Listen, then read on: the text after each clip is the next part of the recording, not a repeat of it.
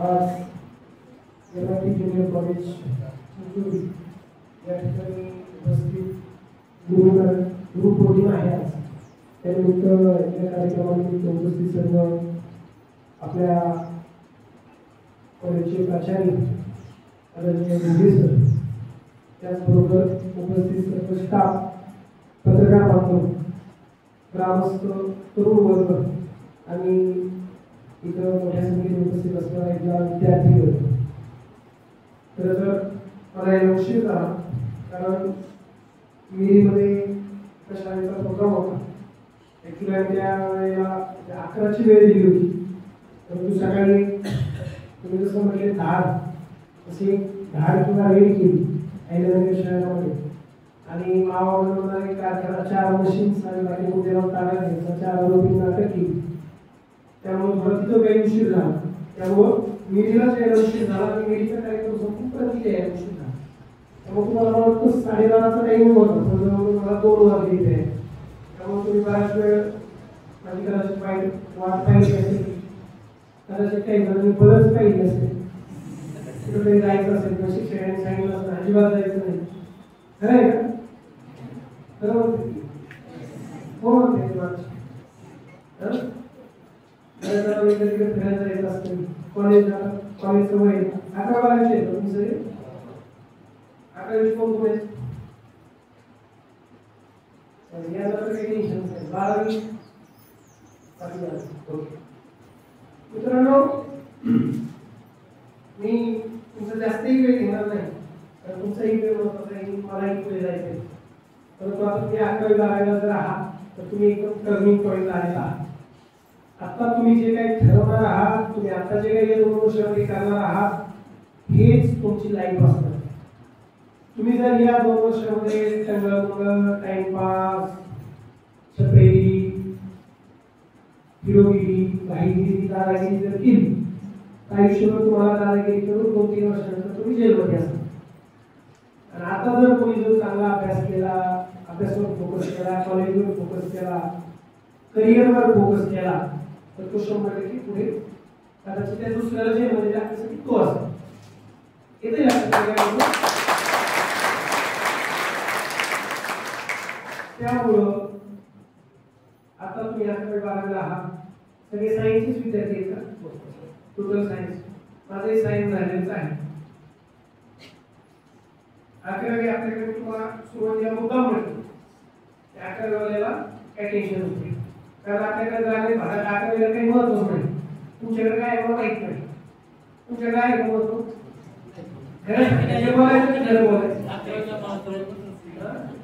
शिक्षकांकडे आहे, तुमच्याकडे आहे का विद्यार्थ्यांकडे? मी बुकलांचं नाही, तुमच्यावरती डोंगरावरच आहे. सगळं माहिती मला. 11वी म्हटलं की फक्त डोक्यात धरून निघल्यापासूनच असतं की 11वीच वर्ष आहे, कुठे एवढं सिरियस घ्यायचं, 12वीला करू अभ्यास, बरोबर ना?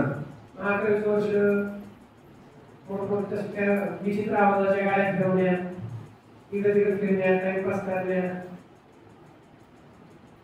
मुलामुलींना पटवण्या, दोन्ही बाजूनी बऱ्याच वेळा आपलं वास्तव आहे. असं तुम्ही नॅचरल आहे, तुमच्याशी बोलू शकतो. सगळ्याचे मुलं थोडे लहान होते, मला त्यांच्या भाषेत बोलावं. आता तुम्हाला काही गोष्टी नाही पटल्या तरी पण बोलणार आहे का? याचं कारण हे आहे, तुम्ही तुमच्यामधलं आहे, तुमच्यासारखं आहे, तुमच्यातून आलेलं आहे. आणि माझी तळमळ एवढीच आहे, मी इथे आलो म्हणजे शासनाचं नुकसान होते.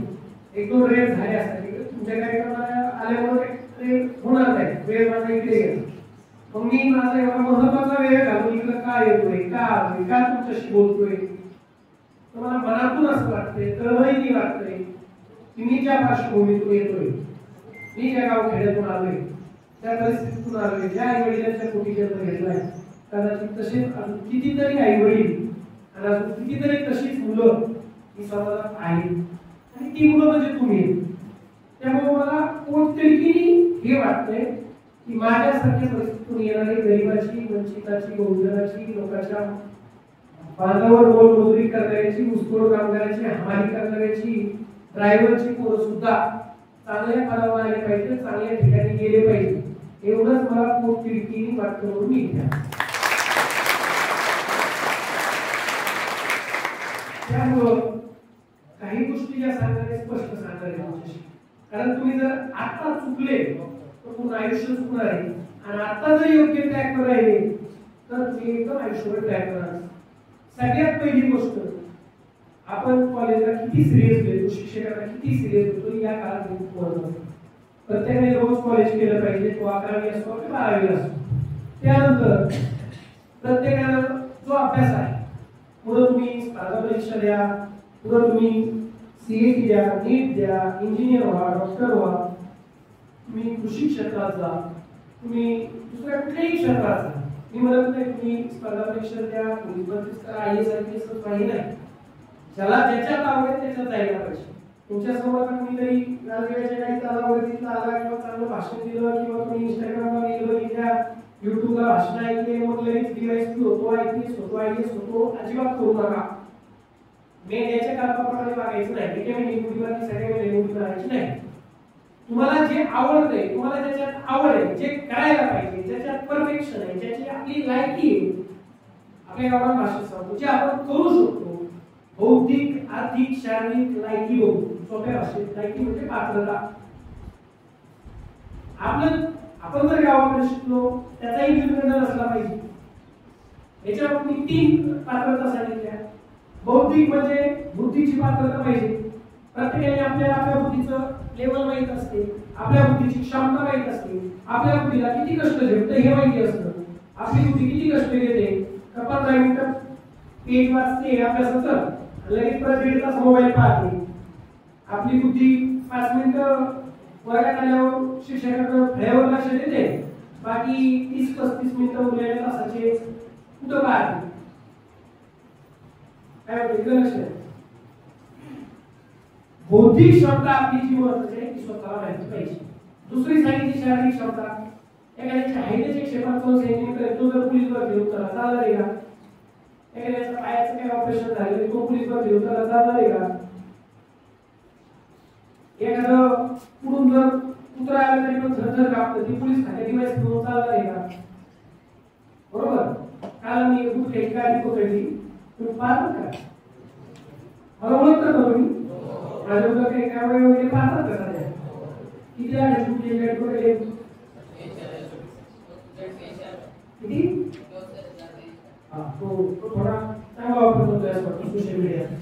बाकी सगळे वाले दुनिया लेके जाएंगे, बरोबर ना?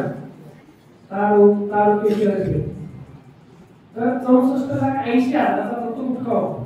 ती गाडी समृद्धी एक्सप्रेस ज्यावेळेस पकडली त्यावेळेस त्या गाडीचं स्पीड होतं 120. त्याला आम्ही आलो करून मी आणि माझ्या टीमनी त्याला पकडलं. सोपं आहे का? समृद्धी एक्सप्रेस गाडी पकडलं सोपं आहे का? ज्याची कुत्रा बघून फाटते, सॉरी भीती वाटते, त्यांनी पोलीस खात्यात यायला पाहिजे का? बरोबर. आम्ही अंधारीच्या रात्री 1-2 वाजता नदीवर जातो वाळवण्याला पाहायला. त्यावेळेस त्यांच्याकडे काय बोलतात, कट्टी असतात, कोणी बोलतात तलवार असते, कोयते असतात, चाकू असतात, इथं फळांवर घालतात, गाड्यांवर घालतात. त्याला डिरिंग पाहिजे, तिथे कोणाचं काम आहे? मला काय सांगायचं, शारीरिक क्षमता त्याच्यानुसार ज्याची शारीरिक क्षमता आहे, कष्ट घ्यायची. एखाद्याला 8 तास अभ्यास करावा की तो लगेच जातो, आईच्या आवडीने अभ्यास केला, परत तासावधी तो जेवण बनवलेले अभ्यास केला. आता आमचे बरेच काही मित्र आहेत एमपीसीचा अभ्यास करायला पुढे, ते सकाळी 2 तास अभ्यास करतात, दुपारी 4 तास वामकुक्षी घेतात. वामकुक्षी माहिती तुम्हाला काय असतं? वामकुक्षी मराठी शिक्षक कोण आहेत? मराठी कोण शिकवतो? मराठी कोण शिकवतो? वामकुक्षी म्हणजे काय? किती? 4 तास? 5 मिनिटं, 10 मिनिटं, 15 मिनिटं. आमचे काम आहे काही असे 2 तास अभ्यास, 4 तास झोप. त्याला शारीरिक क्षमता म्हणता येईल का? तिसरी गोष्ट सांगितली आर्थिक क्षमता, म्हणजे आपल्या घरची परिस्थिती बघून. त्याला तुमच्या वडिलांचं उत्पन्न आहे 50,000, 1,00,000 आणि तुम्ही जर वर्षाकाठी 5 लाख खर्च करत असाल, शिक्षणावर पण आगर कशावर ते चालणार आहे का? आपल्यासारख्या कोणाला चालणार आहे का?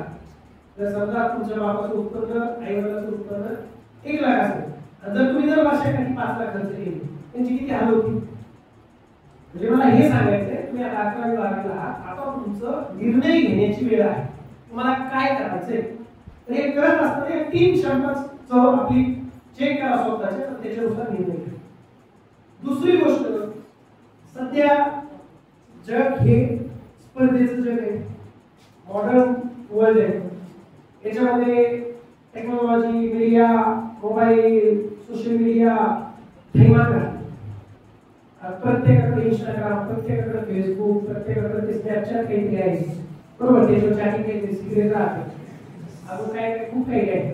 मुलीच्या मोबाईल जास्त प्रमाणात पाहायला मिळते, बरोबर. मी लहान बहिणीसारखे आहे माझं जोपर्यंत सिलेक्शन झालं नव्हतं तोपर्यंत माझं ना इंस्टाग्राम होतं, फेसबुक झालेलं होतं, ते जुनं असतं पण ते काय ऍक्टिव्ह होतं, पोस्ट भेटत ऍक्टिव्हिटी. मी व्हॉट्सअप कधीच परीक्षा देत असताना कधीच व्हॉट्सअप चालू ठेवलं नाही. डायरेक्ट व्हॉट्सअप जर 3-4 महिने परीक्षा असेल तर डायरेक्ट व्हॉट्सअप डिलीट ठेवायचं. फक्त टेलिग्राम वापरायचं, कारण स्पर्धा टेलिग्रामवर असतं. युट्यूबला आजही जर माझे चॅनल मी फॉलो केलेले जर पाहिले तर न्यूजचे चॅनल असतील, स्पर्धा परीक्षेचे असतील, करंट अफेअरचे असतील. आणि तुम्ही तुमची लिस्ट चेक करा, तुम्ही तुमची इंस्टाग्रामची तुम्ही कोणाकोणाला फॉलो केले ते बघा. चांगल्या चांगल्या नट्या, चांगल्या चांगल्या अभिनेते, बरोबर. म्हणजे मला तुम्हाला काय सांगायचं मित्रांनो, हसण्यासारखं नाही. मोबाईल हा आपला शत्रू आहे.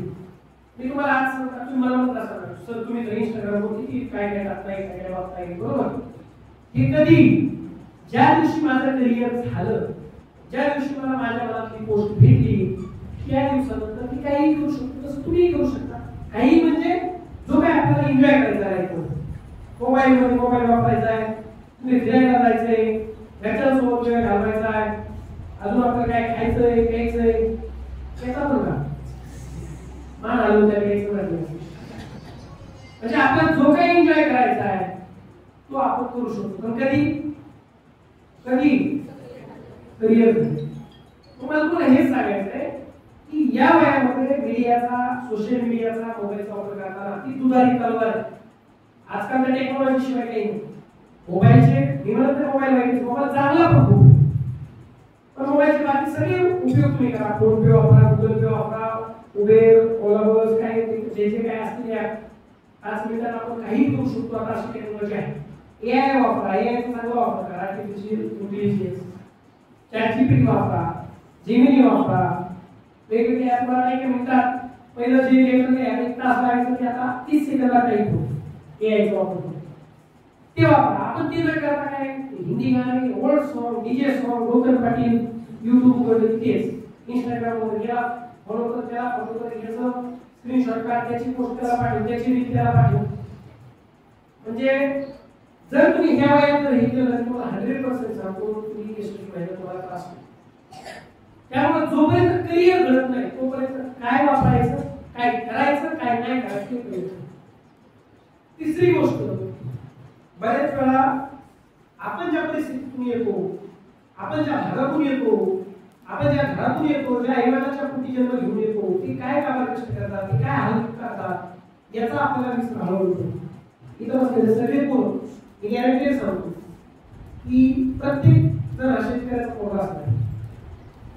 मला असं वाटतं नियरी एखादा असेल की त्याचा पोरगा क्लास 1 ऑफिसर, म्हणजे वडील क्लास 1 ऑफिसर, कोणी तर क्लास 1 ऑफिसरचा मुलगा आहे, आठवलं का? कोण क्लास 2 ऑफिसरचा मुलगा आहे, ज्याची वडील क्लास 2 आहे, आई क्लास 2 आहे. कोण असं इथं आहे की ज्याच्या कंपनी आहे, बिझनेस आहे. तुम्हाला सांगा कोणाकोणाच्या ऐवजी शेतकरी आहे, आपण का तुम्हाला लाज वाटत का आपण करायला? तुम्ही कोणी हातावरती गेला? आपल्या ऐवजी गरीब आहेत, आपल्या ऐवजी शेतकरी, हे सांगायला लाज नाही वाटली पाहिजे, गर्व असला पाहिजे. मी कुठेही सांगतो माझ्या आईला पुस्तक काम करत, मला नाही लाज वाटत. का नाही वाटत? कारण ती लाज वाटायची गोष्ट मी पुसून काढली नसते.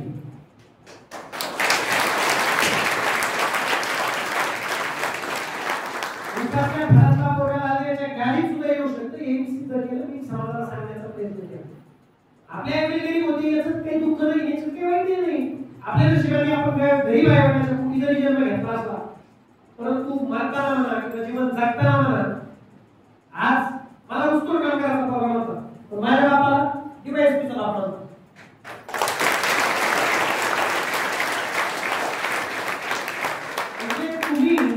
आई वडिलांची सुद्धा ओळख बनवू शकता, घडवू शकता. त्यामुळे मला तुम्हाला सांगायचंय त्या परिस्थितीची जाणीव ठेवू. अरे आपल्या आई बाबांनी एवढं कष्ट घेतलं असेल, आपण खूप आर्थिक परिस्थिती जगत असाल, आपल्याला खूप त्रास वेदना अडचणी असतील, त्याचा निर्मंडळ बाळगता, त्याचा निर्मंडळ न करता, गैरसमज न करता त्याची ताकद बनवून समाजापुढे उभा राहा आणि स्वतःला सिद्ध करा की मी जरी जन्म अशा घरात घेतला असला, जरी माझ्या आई वडिलांच्या कुणी 18 दारिद्र्य आलेले असतील, जरी माझ्या आई वडिलांना शिक्षण भेटले नसेल, माझ्या आई वडिलांना कुठल्या सोयीसुविधा भेटल्या नसत्या, मी त्या सोयीसुविधा मिळवून देईन असा प्रत्येकाने प्रण केला पाहिजे, एक ध्यास केला पाहिजे, ध्येय ठेवलं पाहिजे. आणि मग त्यासाठी त्या 3 गोष्टी महत्त्वाच्या आहेत. पहिलं तुमचं आताचं जी शैक्षणिक लाईफ चालू आहे, मी सांगितली कशी जगायची. दुसरं सांगितलं निर्णय घेताना तुमच्या बौद्धिक क्षमतेचा आणि काही गोष्टींचा विचार करा.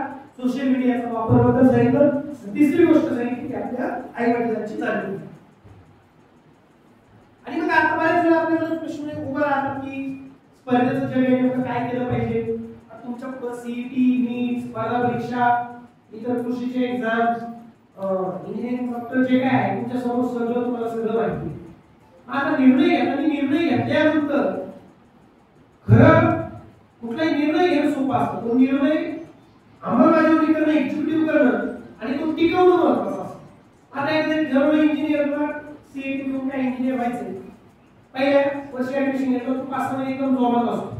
नवीन कपडे, नवीन गॉगल, नवीन मोबाईल, एकदम कॉलेजला जाणार, सगळं आणि परत मग त्याला वाटतं अरे इंजिनिअर कुठे चालू, डॉक्टर बरोबर, स्पर्धा परीक्षा बरोबर, असं होतं प्रत्येकाला. तर तुम्ही जे क्षेत्र निवडा त्याच्यात 5-6 महिने जर कसं वाटतं आपल्याला दुसरं चांगलं त्याच्या वेळेला आपल्या सगळ्याला झालं. मला एक किती वाटतं की बाई खूपच झालं ते कुठे कलेक्ट व्हायला पाहिजे, सर नाही वाटत असं पहिले काय असं वाटत असं इथं शिक्षक खूपच आहे, मी प्राचार्य व्हायला पाहिजे. प्राचार्य वाटत असं मी तुला प्राचार्य एवढीच आहे की पुण्याची माहितीचा प्राचार्य व्हायला पाहिजे. म्हणजे आपल्याला आपल्या अपेक्षा बदलत असतात. आपण जे आहे ते सगळ्यात वाईट वाटतं आपल्याला.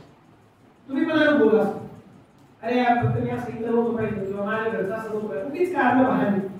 तुम्हाला एक सांगायचं या सगळ्या गोष्टीवर मात करत स्वतःला सिद्ध करा.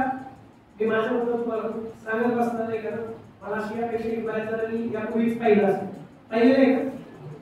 त्यामुळे बऱ्याच जणांना तुम्हाला कल्पना आहे की आपण पुस्तक कामगाराच्या पोटी जन्म घेऊन सुद्धा सामान्य कुटुंबात सामान्य शाळेत शिकलेला तुमचं कॉलेज खूप भारी माझ्या कॉलेजपेक्षा. माझ्या कॉलेजला नाही म्हणत नाही, अशा शाळा कॉलेजमध्ये शिकून मराठी शाळेत शिकून एकदम सामान्य ज्ञान असतं. तुम्ही हायफाय हुशार नाही. आजही मला इंग्लिश बोलायला अडचण होते, पण तसंच बोलतो सुरू असतं. सांगायचं की तुमच्यासारखाच, परंतु जिथं परफेक्ट ठिकाणी आपण होतो ना, तुम्ही जर एखाद्या लोखंडाचा म्हणजे असं काय होतं ना, लोखंडाचा समजा एखाद्या लोखंडाचा गज आहे किंवा काही मोठं काहीतरी असेल त्याच्यावर तुम्ही खडा मारताय किती वेळ तो जाणार आहे का आपण. तुम्ही परफेक्ट ठिकाणी जर घाव घातला, मग माझं घाव घालायची वेळ कुठली होती की ते 3 वर्ष. ज्या 3 वर्षात मला अभ्यास करायचा होता मी परफेक्ट ते 3 वर्ष साधले. आता काहीही करू शकतो, जॉब पाहून कुठलाही एन्जॉय करू शकतो. त्यावेळेस तुम्ही जर मोबाईल उघडत इंस्टाग्राम, फेसबुक, स्नॅपचॅट करत बसलो असतो. आता तुम्ही माझं इंस्टाग्राम चेक केलं असतं का, 260 262 काही फॉलोअर असते बरोबर. तीच रेंज असते ना साधारण 250 300 350 फॉलोअर त्याच्यावर का फोटो बसला. त्यावेळेस इंस्टाग्राम बोललं नाही. आता आज काय तुम्ही बघितलं नाही, पण साधारणतः 3 लाख पर्यंत गेले फॉलोअर, 2 लाख पर्यंत फॉलोअर. मी जर तेव्हा तुमच्यासारखे काही बरेच बाबा पहिलं काय मागतात कॉलेजला जाईल पण बुलेटची गाडी लागेल, पल्सर गाडी लागेल, काही करा म्हणजे तुमच्या त्यामुळे काय असतं मला माहिती. मी जर तेव्हा गाड्या भरायची हवा दूर गाडी मोठाली पोलीस समोर वाचलं इम्प्रेशन पाडत जर गेलो असतो. आता पूर्वी लग्न तिकडे शिकलो असतो का. मी जर तेव्हा घरात टीव्ही लावून बसलो असतो, मी आता टीव्ही दिसलो असतो ना. तुमच्या लक्षात नाही काय, मी जर तेव्हा आपली फिरवत बसलो असतो तर आता काय झालं असतं तुम्हाला माहिती आहे की खाली किती डिमांड आहे. हा माहिती आहे मला समजतच नाही वाटत. तुम्हाला हे सांगायचंय आता पाहिजे की परत पाहिजे हे का. माझे काही मित्र आहेत ज्यांनी इतक्या वयात मजा केली कॉलेजच्या जीवनात. मी कॉलेजच्या आणि स्पर्धा परीक्षेच्या जीवनात अभ्यास केला. मी इथे आहे, ते कुठे आहे ते पण मी तुम्हाला सांगेन. तुम्हाला काय पाहिजे हे पहिलं. आता ती एकदम तुटपुंजी एन्जॉय किंवा तुटपुंजी मजा करण्यापेक्षा मोठी मजा करू शकतो. त्यामुळे आता या बुरालामध्ये पडू नका. तुम्हाला हे सांगायचं महत्वाचं. जो आता त्याग करेल त्याला त्याच्या दुप्पट चारपट दहापट परत भेटेल प्रत्येक गोष्टी. आणि प्रेमाचं व्हॅल्यू काय नसतं बरं. कॉलेज जीवनात आहे मॅच्युअर आहे 17-18 वर्षाचे हे जे प्रेम जी होतात ना ह्या वयात 15-16-17-18 वयात हे बाबांचे लक्ष द्यायचं. शंभरात एखादी जोडी असते की तिने त्याला IAS केलं त्याने तिला IPS केलं असं घडले तुमच्या चिचोडी पाटील त्यांचं प्रेम झालं. तिने त्याला खूप सपोर्ट केला आणि मग तो डिवाइस झाला, डिप्टी कलेक्टर झाला, इंजिनियर झाला. आहे का सगळं 2-3 महिन्यात ते फिरतो परत तिचं लग्न झालं फिरतो का. मला तुम्हाला रिअल सांगायचं तरी कॅमेरा चालू म्हणून काय उपयोग करायची गोष्टी मला रिअल सांगायचं फेकाफेकी करायची नाही. त्यामुळं ठरवा की आता काय करायचं. जो आता टिकेल जो आता त्या करेल काही गोष्टींचा तो भविष्यात सक्सेस होणार.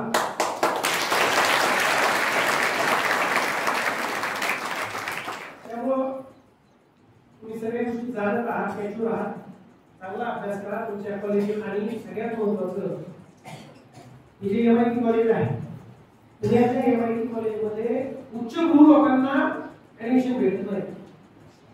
कित्येक लोकांकडे पैसे किती पण आहे द्यायला डोनेशन, कित्येक लोकांकडे गुणवत्ता पण खूप आहे पण ऍडमिशन भेटत नाही. अशी ही संस्था आहे. बरोबर आहे सरकार चुकत आहे. अशी संस्था तुमचं भाग्य आहे की चिचोडी पाटीलमध्ये येते चिचोडी शिराळ. तर तुमचं भाग्य आहे की जागतिक लेवलच्या दर्जाची संस्था तुमच्या गावात आहे. याचा चांगला लाभ खरं तुम्ही सगळ्यांनी करायला साहेबांचे आभार मानले पाहिजे. त्यामुळं या संस्थेचा या गुणवत्तेचा फायदा घ्या. मला तो हे जग तुमची वाट पाहते. तुमच्यासारखे सुंदर धडाडी चेहरे या समाजात चांगल्या प्रकारे दिसले पाहिजे. आणि आपल्यासारखे लोक चांगल्या प्रकारे गेल्यावर काय होतं ज्यावेळेस आपण ज्या घडीतून येतो ज्या लोकांमधून येतो त्या लोकांमधली जी आपल्यात पेटलेली आपण भोगलेल्या जे काय आपण पचवलेलं असतं ती आग विजत नाही होत. जी आज आग पसरलेली नगर जिल्ह्यामध्ये बघताय ना. देवाशाला 3 महिने होतो तेव्हा कोण मला ओळखत होतं. देवाशामध्ये कोण बघत होतं काय बघितलं असं. देवाशाला तुम्हाला कोणी काय बघितलं. देवाशाला 3 महिने आम्ही कुठलाही अवैध धंदा चालू दिला नाही. गिऱ्हाईकाला न्याय देण्याचं काम केलं. पुढे त्याची अवतार दाखवण्याचं काम केलं. कठोर अंमलबजावणी करण्याचा प्रयत्न केला. आणि 15 जूनला इकडे आलो. 16 जूनला SP सरांनी एक स्क्वॉड बनवून पूर्ण जिल्ह्यात कारवाई करण्यासाठी मला जबाबदारी दिली. आज मागच्या 22 दिवसामध्ये आम्ही 22 ते 25 दिवस झाली कारवाई करतोय. 22 दिवसामध्ये 40 रेड केल्या. 3,22,00,000 मुद्देमाल जप्त केला आणि 250 लोकांना आरोपी केले. त्याच्यामध्ये धुळा, गुटखा, मटका, गोवा काय जे काय असेल वाळू. त्याच्यानंतर जे रस्त्यावर दादा भाईगिरी करतात नंबर प्लेट लावून काहीतरी आवाज काढतात पोलिसचे त्यांनाही कायद्याची भाषा शिकवली. जे करता येते केले. हे काय करू शकतो हे कधी करू शकतो जेव्हा आपण सामान्य घरातून येतो. ज्यावेळेस आपल्याला कळतं की दादा भाई गावात 2 नंबरच्या पैशातून पैसे करून गरीबाला कसा त्रास देतात हे जितकं आपण जाणू शकतो तो पुण्यातला मुंबईला एसीला बसलेला जाणू शकतो का. त्यामुळे त्यांना आदर घडवण्याचं काम तुम्ही करू शकतो. हेच काम तुम्ही उद्या कुठल्याही पदावर असाल ते तुम्ही करू शकता.